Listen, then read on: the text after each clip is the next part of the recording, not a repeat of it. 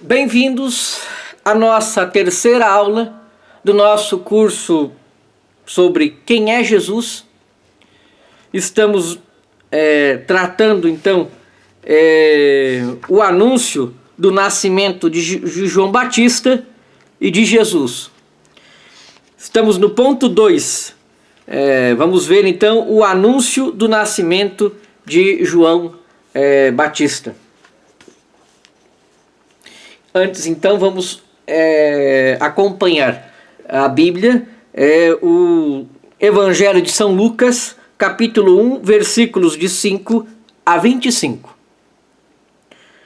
Do Evangelho de Jesus Cristo segundo São Lucas. Nos dias de Herodes, rei da Judeia, houve um sacerdote chamado Zacarias, da classe de Abias. Sua mulher, descendente de Arão, chamava-se Isabel. Ambos eram justos diante de Deus e de modo irrepreensível seguiam todos os mandamentos e estatutos do Senhor. Não tinham filhos, porque Isabel era estéril e os dois eram de idade avançada.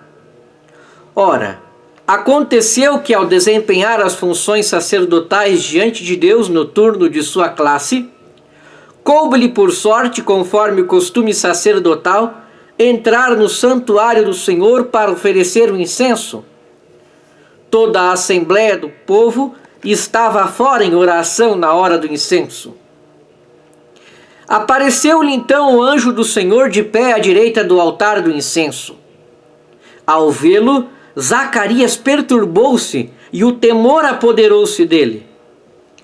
Disse-lhe, porém, o anjo: Não temas, Zacarias, porque tua súplica foi ouvida. E Isabel, tua mulher, te dará um filho, ao qual porás o nome de João. Terás alegria e regozijo, e muitos se alegrarão com seu nascimento, pois ele será grande diante do Senhor. Não beberá vinho nem bebida embriagante, ficará pleno do Espírito Santo, ainda no seio de sua mãe, e converterá muitos dos filhos de Israel ao Senhor seu Deus. Ele caminhará à sua frente com o espírito e o poder de Elias, a fim de converter os corações dos pais aos filhos e os rebeldes à prudência dos justos, para preparar ao Senhor um povo bem disposto. Zacarias perguntou ao anjo: De que modo saberei disso? Pois eu sou velho e minha esposa é de idade avançada. Respondeu-lhe o anjo: Eu sou Gabriel. Assisto diante de Deus e fui enviado para anunciar-te essa boa nova. Eis que ficarás mudo e sem poder falar até o dia em que isso acontecer, porquanto não crestes em minhas palavras, que se cumprirão no tempo oportuno. O povo esperava por Zacarias, admirado com sua demora, no santuário. Quando saiu, não lhes podia falar, e compreenderam que tivera alguma visão no santuário. Falava-lhes com sinais e permanecia mudo. Completados os dias do seu ministério, voltou para casa. Algum tempo depois, Isabel, sua esposa, concebeu e se manteve oculta por 5 meses, dizendo: Isto fez por mim o Senhor, quando se dignou retirar o meu opróbrio perante os homens. Palavra da salvação. Glória a vós, Senhor. Que as palavras do Santo Evangelho perdoem nossos pecados. Amém.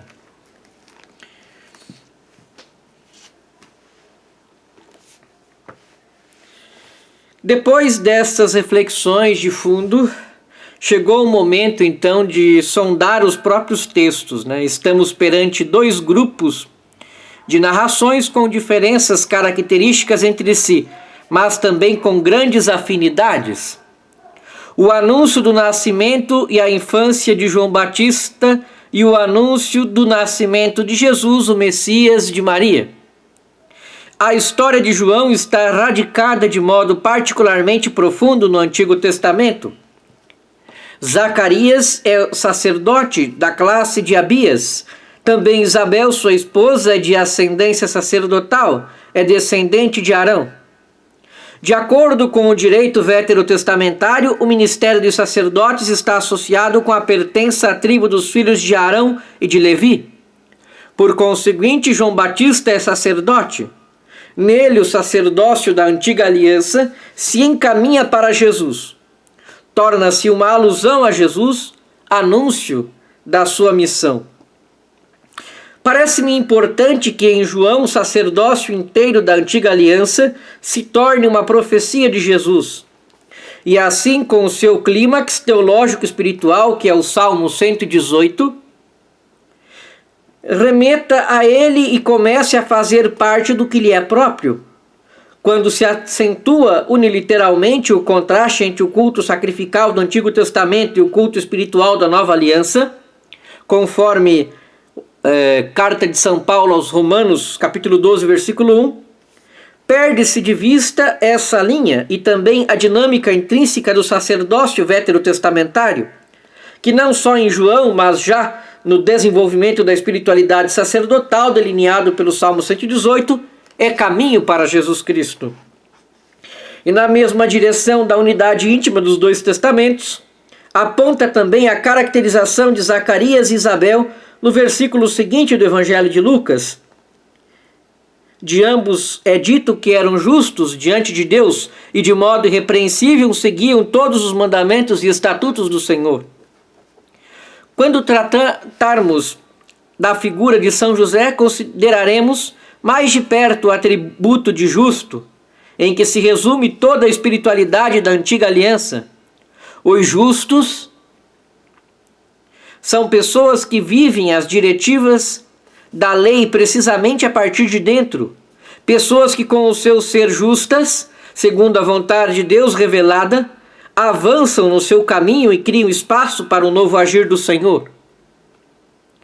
Nelas, a antiga e a nova aliança compenetram-se reciprocamente, unem-se para formar uma única história de Deus com os homens. Zacarias entra no templo, no ambiente sagrado, enquanto que o povo permanece fora e reza. É a hora do sacrifício da tarde, durante o qual Zacarias coloca o incenso sobre os carvões em brasa. O perfume do incenso que sobe para o alto é um símbolo da oração. Suba minha prece como incenso em tua presença, minhas mãos erguidas como oferenda vespertina, diz o Salmo 141, versículo 2. Eis como o Apocalipse descreve a liturgia do céu. Cada um dos 4 seres viventes e dos 24 anciãos tinha uma cítara e taças de ouro cheias de incenso, que são as orações dos santos. Nessa hora em que se unem a liturgia do céu e da terra, aparece ao sacerdote Zacarias o anjo do Senhor, cujo nome por enquanto não é ainda mencionado. Está de pé, à direita do altar do incenso. Eric Peterson descreve a situação da seguinte maneira: era o lado sul do altar. O anjo está entre o altar e o candelabro de 7 braços. No lado esquerdo do altar, ou seja, a norte, estava a mesa com os pães da oferta. O lugar e a hora são sagrados. O novo passo da história da salvação está totalmente inserido nos ordenamentos da aliança divina do Sinai. No próprio templo, durante a sua liturgia, tem início a novidade. Manifesta-se de maneira extremamente forte a continuidade interior da história de Deus com os homens. Isso corresponde ao final do Evangelho de Lucas, quando o Senhor, no momento da sua ascensão ao céu, ordena aos discípulos que retornem para Jerusalém a fim de receberem lá o dom do Espírito Santo e de lá levarem o Evangelho ao mundo. Ao mesmo tempo, porém, devemos ver a diferença entre o anúncio do nascimento de João Batista a Zacarias e o anúncio do nascimento de Jesus a Maria. Zacarias, o pai de João Batista, é sacerdote e recebe a mensagem no templo durante a sua liturgia. A proveniência de Maria não é mencionada. A ela o anjo Gabriel é enviado por Deus. Este entra na sua casa em Nazaré, uma cidade desconhecida nas Sagradas Escrituras. Numa casa que, por certo, devemos imaginar muito humilde e simples. O contraste entre os dois cenários não podia ser maior. De um lado o sacerdote, o templo, a liturgia, do outro lado uma mulher jovem desconhecida. Uma pequena cidade desconhecida, uma casa particular desconhecida. O sinal da nova aliança é a humildade, a vida escondida, o sinal do grão de mostarda. O Filho de Deus veio na humildade. Os dois elementos andam juntos, a profunda continuidade na história da ação de Deus e a novidade do grão de mostarda escondido. Voltemos a Zacarias e a imagem com que se anuncia o nascimento de João Batista. A promessa é feita no contexto da antiga aliança e não só no que diz respeito ao ambiente, mas tudo o que aqui é dito e feito está permeado por palavras da Sagrada Escritura, tal como há pouco se salientou. Só através dos novos eventos é que as palavras adquirem o seu sentido pleno e vice-versa. Os efeitos possuem um significado permanente, porque nascem da palavra, são palavra cumprida. Há dois grupos de textos veterotestamentários que se combinam aqui numa nova unidade. Temos em primeiro lugar as histórias análogas da promessa de um filho gerado de pai estéril, aparecendo por isso mesmo como que dado pelo próprio Deus. Pensamos sobretudo no anúncio do nascimento de Isaac, do herdeiro daquela promessa que Deus concedera a Abraão. O Senhor disse: voltarei a ti no próximo ano, então tua mulher Sara terá um filho. Ora, Abraão e Sara eram velhos, de idade avançada, e Sara deixara de ter o que tem as mulheres. Riu-se, pois, Sara no seu íntimo, mas o Senhor disse a Abraão: por que ri, Sara? Acaso existe algo de tão maravilhoso para o Senhor? Muito semelhante é também a narrativa do nascimento de Samuel. Ana, sua mãe, era estéril. Na sequência da sua oração fervorosa, o sacerdote Eli prometeu-lhe que Deus atendera ao seu pedido. Ela ficou grávida e consagrou seu filho Samuel ao Senhor. Portanto, João situa-se na longa esteira daqueles que nasceram de pais estéreis graças a uma intervenção prodigiosa daquele Deus, para quem nada é impossível. E visto que provém de maneira particular de Deus, pertence totalmente a Deus. Mas também, e por isso mesmo, existe totalmente para os homens, para conduzi-los a Deus. Quando se diz de João que não beberá vinho nem bebida embriagante, é mais um indício de que ele se insere na tradição sacerdotal. Para os sacerdotes consagrados a Deus, vigorava esta norma: quando vierdes à tenda da reunião, tu e os teus filhos contigo, não bebais vinho nem bebida fermentada. Isso para que não morrais. É uma lei perpétua para todos os vossos descendentes. Diz o livro do Levítico, capítulo 10, versículo 9.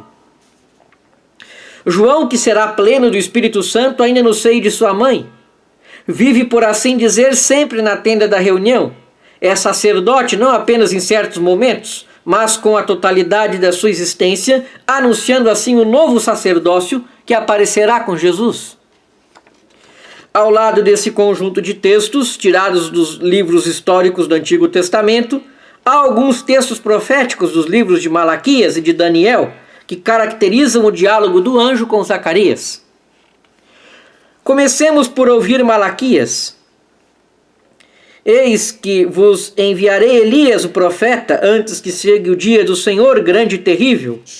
Ele fará voltar o coração dos pais para os filhos e o coração dos filhos para os pais. Eis que vou enviar o meu mensageiro para que prepare um caminho diante de mim. Então, de repente, entrará em seu templo o Senhor que vós procurais, o anjo da aliança, e que vós desejais. Eis que ele vem, diz o Senhor dos Exércitos. A missão de João é interpretada com base na figura de Elias. Ele não é Elias, mas vem com o espírito e a força do grande profeta.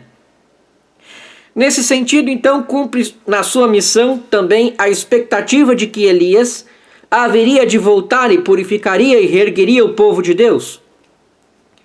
Haveria de prepará-lo para a chegada do próprio Senhor. Desse modo, João, por um lado, é inserido na categoria dos profetas, mas, por outro, é elevado acima dela, porque o Elias que está para voltar é o precursor da chegada do próprio Deus. Assim, nestes textos, a figura de Jesus, a sua chegada, é tacitamente identificada com a chegada do próprio Deus. Em Jesus é o próprio Senhor que chega e, desse modo, confere à história a sua definitiva direção. O profeta Daniel é a segunda voz profética que aparece no horizonte de fundo da nossa narração. Só no livro de Daniel é que aparece o nome de Gabriel.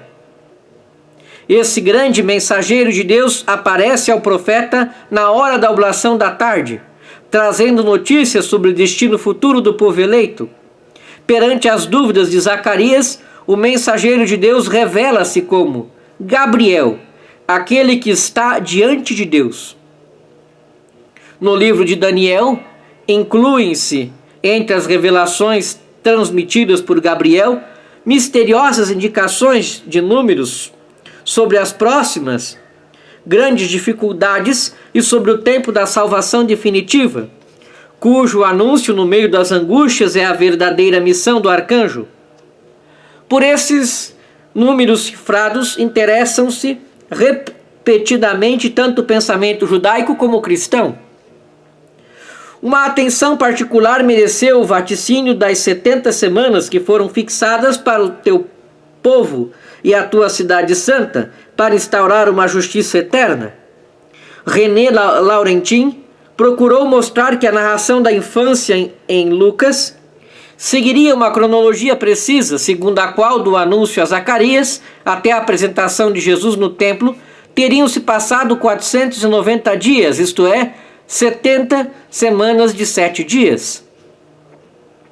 Se Lucas terá construído, conscientemente ou não, tal cronologia é questão que se deve continuar em aberto.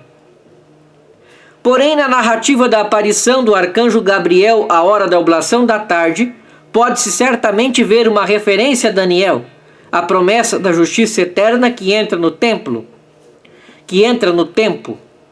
e desse modo nos seria dito, cumpriu-se o tempo. Na realidade, o evento oculto que ocorreu durante a oblação da tarde de Zacarias, e que não foi notado pelo público em geral do mundo, indica a hora escatológica, a hora da salvação. Então, na nossa próxima aula, nós vamos continuar vendo a questão do anúncio do nascimento de João Batista e de Jesus. Vamos ver especificamente a anunciação do anjo a Maria. Muito obrigado pela sua atenção e até nossa próxima aula.